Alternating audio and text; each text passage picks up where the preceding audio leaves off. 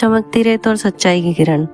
बहुत बहुत दूर एक ऐसे देश में जिसे अरण्यका कहते थे, वहाँ सिर्फ चमकती रेत और बूंद बूंद की वर्षा होती थी।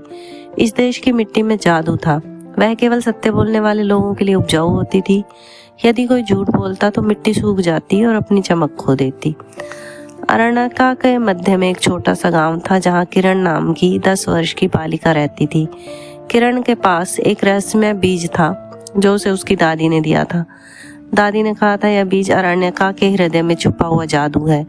जब तक तुम सच बोलती रहोगी यह बीज जीवित रहेगा और एक दिन सबसे सुंदर वृक्ष बन जाएगा।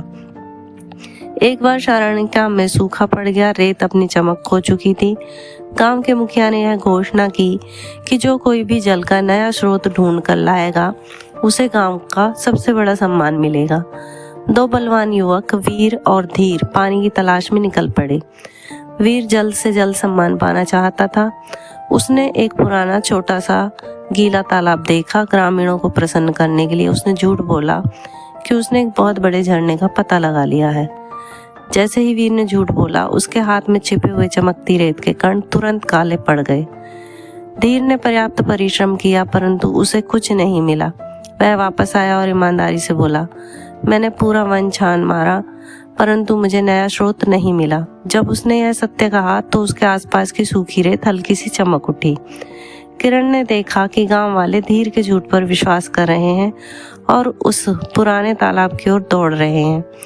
उसने सोचा, अगर मैं चुप रही तो गांव को धोखा मिलेगा और अरण्यका का जादू हमेशा के लिए खत्म हो जाएगा। किरण साहस करके सबके सामने आई।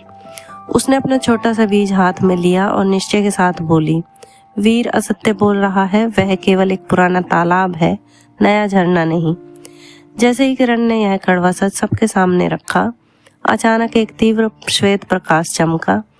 किरण के हाथ में मौजूद बीज तुरंत एक छोटे से पौधे में बदल गया और उसकी जड़ों से शीतल और स्वच्छ जल धरती से फूट पड़ा। वह जल का स्रोत सच्चाई का प्रतीक था। गांव वालों को आभास हुआ कि किरण का सच बोलना ही उनके देश का वास्तविक बचाव था।